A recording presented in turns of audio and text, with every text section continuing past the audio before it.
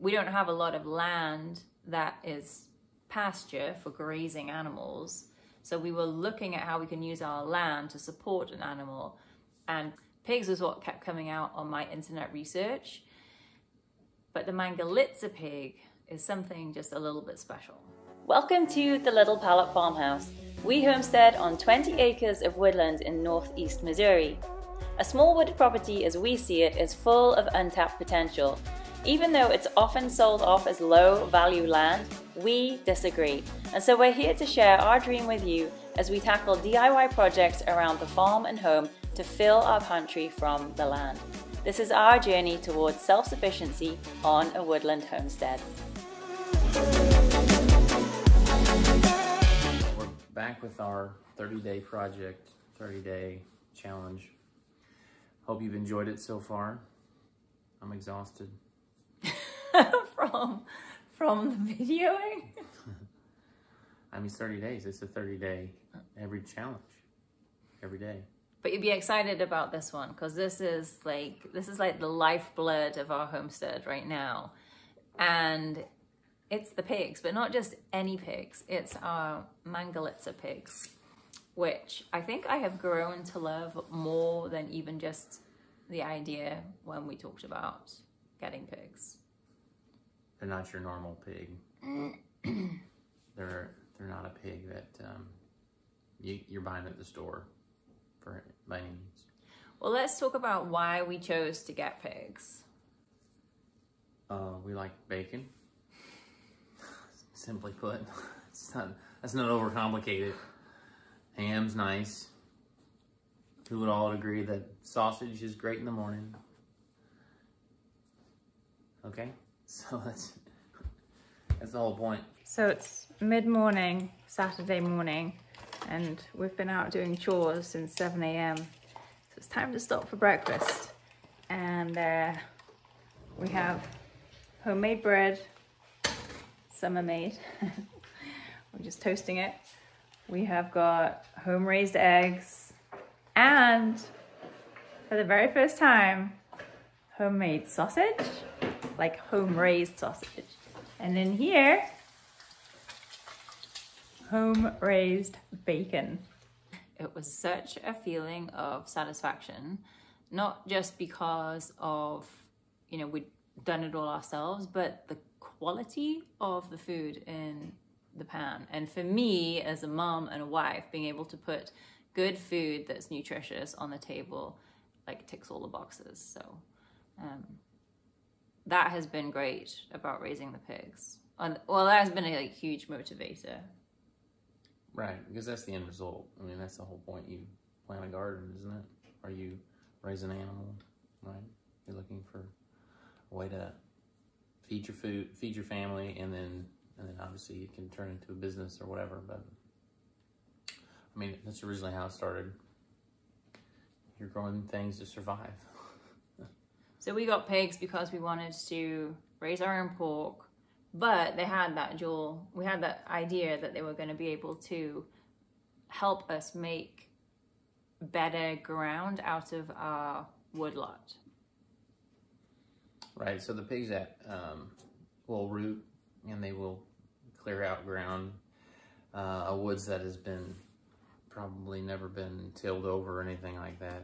You can see how dense this woodland is, and at this time of year, I mean, just trying to get in there to cut trees is a no-go, because you're just going to be in amongst all of the ticks and the poison ivy and the poison oak and the poison sumac and all of the other poisons and stuff. So and plus it's food for the pigs, so they go in there, they forage it down, they turn it into this, and then we can go in there and cut down the small trees, let the light through, and then develop pasture on the bare ground.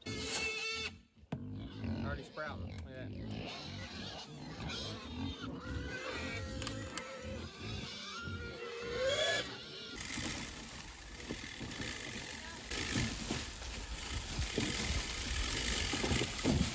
So there's some upkeep and re-establishing,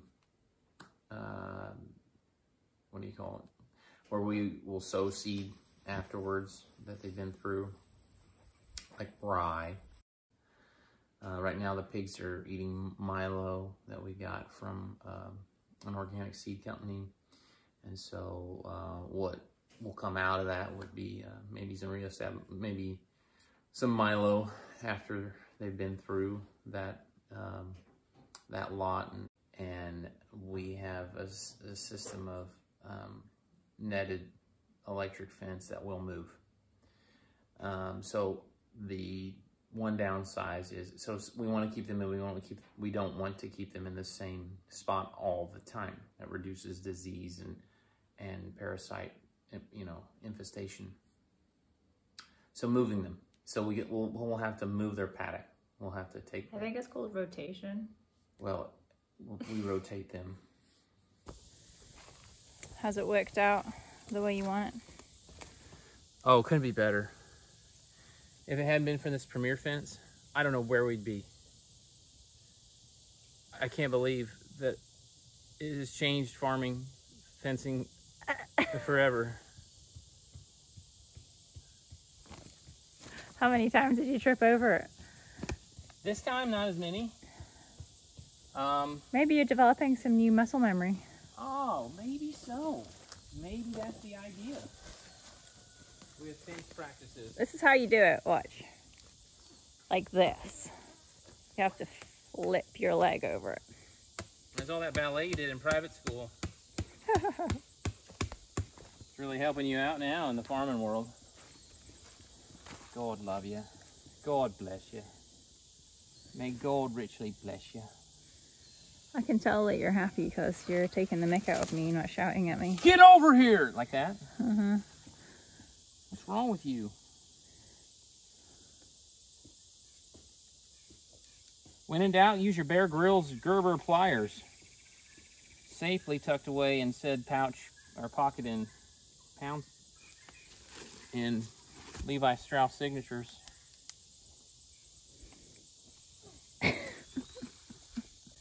That's a little farming hack there for you. You're such a goofball. Yeah. Is it? That's a pig's job. Yeah. They'll root it all up inside that fence. Mark my word. But on the whole, the fence has done a good job. It's done its job. I think economically, it does not beat a steel fence. And you'll never duplicate that with this. Which I don't know if it's necessarily designed to, but don't sell it to dupe the unknown, the person who doesn't know any better, I would say. Don't live and die by this. And feed your animals often. And check your fence every day. You have to. Don't assume. Because when you assume, oh, they'll be fine. We checked it last night. Oh, it was just a small rain. No trees could have dropped on the fence. No limbs could be there. Oh, that's fine. They didn't root it up. They don't root it up that bad. Don't assume. It's the worst thing you could do. I do think that our pigs feel like this is home, though. They don't actually want to leave. Unlike when you first chased Peppa Pig away in your Olympic sprint. The video of which I will link. So we're done making comments on that one. Are we done? I just thought people who hadn't seen that video might want to go back and watch it. As you want. It's a free country. You watch it as many times as you want. I bet you can't watch it more than 5 times. I bet you can't watch it more than 5 times. And keep a straight face.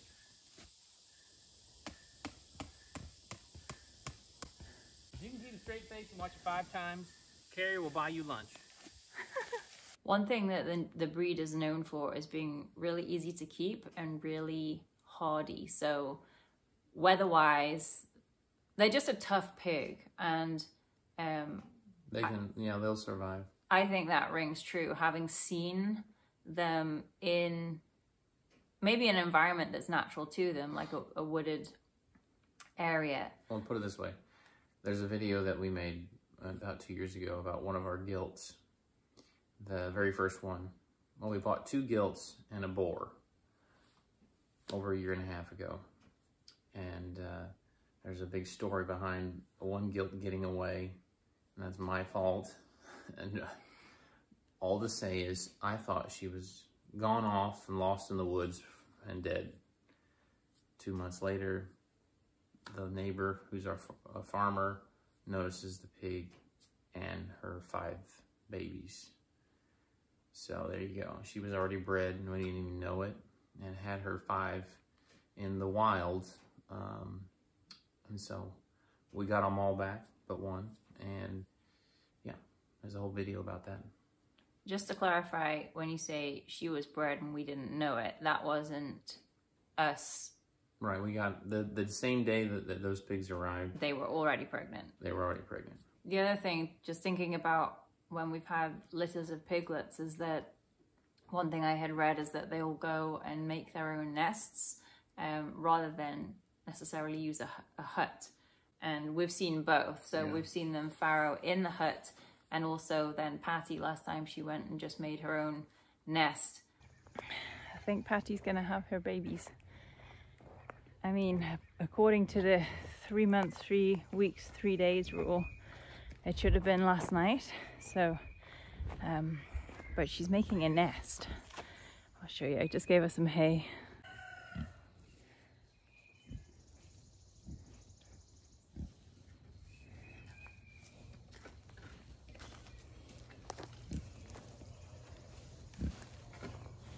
She's using the hay that I gave her to bank at the sides of the nest there.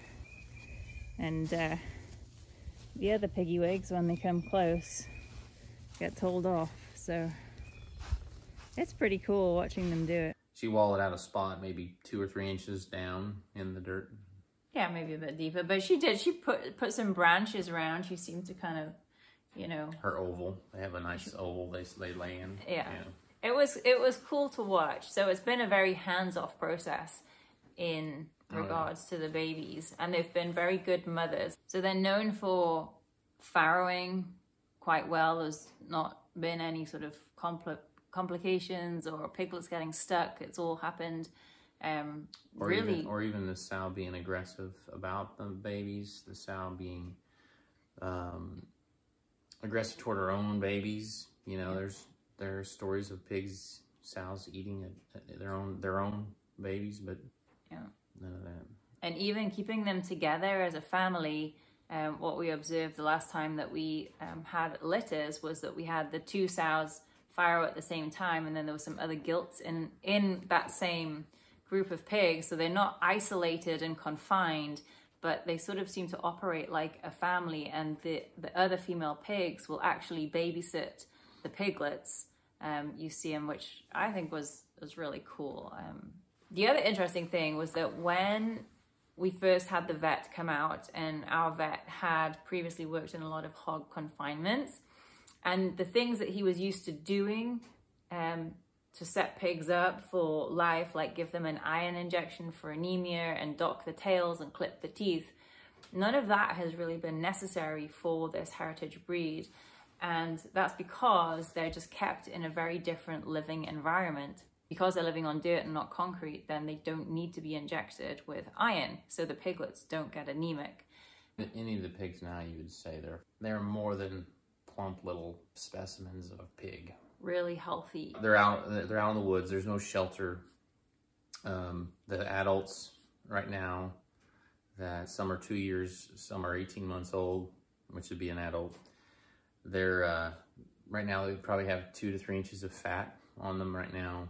They're a heavy lard producing pig, probably like back from long ago, and because they're a heritage breed pig.